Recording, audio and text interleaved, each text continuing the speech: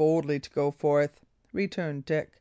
"And if any stop me, to keep an unchanged countenance, and say I go to pray for Rutter. They will be praying over his poor clay even now." "The device is somewhat simple," replied the girl, "yet it may hold." "Nay," said young Shelton, "it is no device, but mere boldness, which serveth often better in great straits." "Ye say true," she said. "Well, go, a Mary's name, and may Heaven speed you. Ye leave here a poor maid that loves you entirely, and another that is most heartily your friend. Be wary, for their sakes, and make not shipwreck of your safety." "Ay," added Joanna, "go, Dick. Ye run no more peril, whether ye go or stay.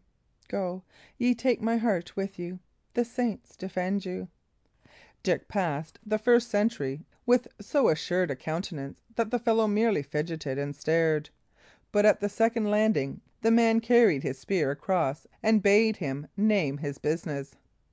"Pax vobiscum," answered Dick. "I go to pray over the body of this poor Rutter." "Like enough," returned the sentry; "but to go alone is not permitted you."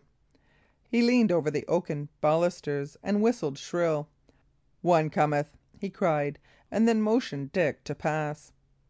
At the foot of the stairs he found the guard afoot and awaiting his arrival; and when he had once more repeated his story, the commander of the post ordered 4 men out to accompany him to the church. "Let him not slip, my lads," he said. "Bring him to Sir Oliver, on your lives." The door was then opened. One of the men took Dick by either arm, another marched ahead with a link, and the fourth, with bent bow and the arrow on the string, brought up the rear. In this order they proceeded through the garden, under the thick darkness of the night and the scattering snow, and drew near to the dimly illuminated windows of the abbey church.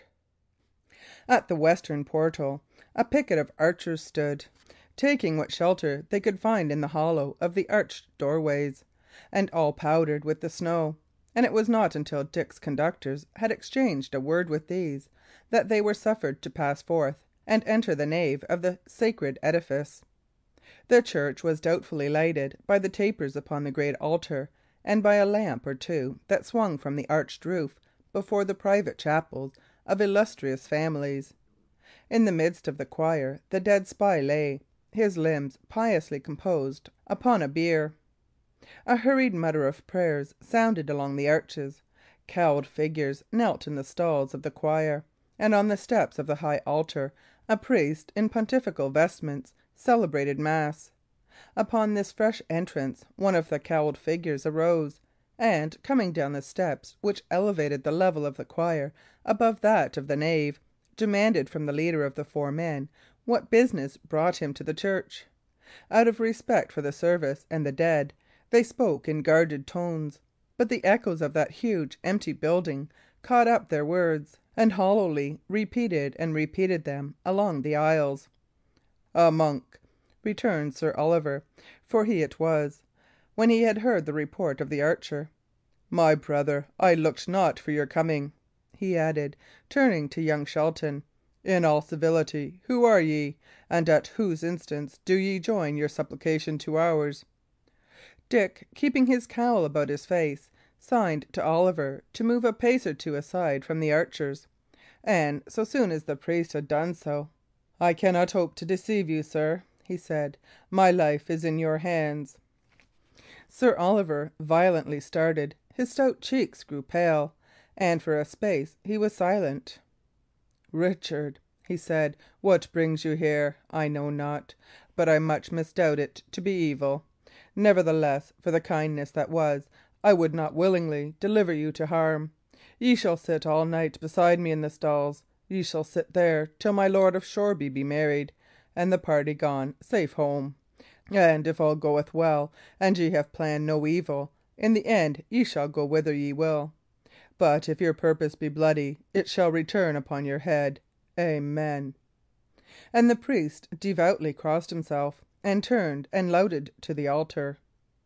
With that, he spoke a few words more to the soldiers, and taking Dick by the hand, led him up to the choir, and placed him in the stall beside his own, where, for mere decency, the lad had instantly to kneel and appear to be busy with his devotions. His mind and his eyes, however, were continually wandering. Three of the soldiers, he observed, instead of returning to the house, had got them quietly into a point of vantage in the aisle, and he could not doubt that they had done so by Sir Oliver's command. Here, then, he was trapped. Here he must spend the night, in the ghostly glimmer and shadow of the church, and looking on the pale face of him he slew. And here, in the morning, he must see his sweetheart married to another man before his eyes. But, for all that, he obtained a command upon his mind, and built himself up in patience to await the issue. End of Book 4, Chapter 3.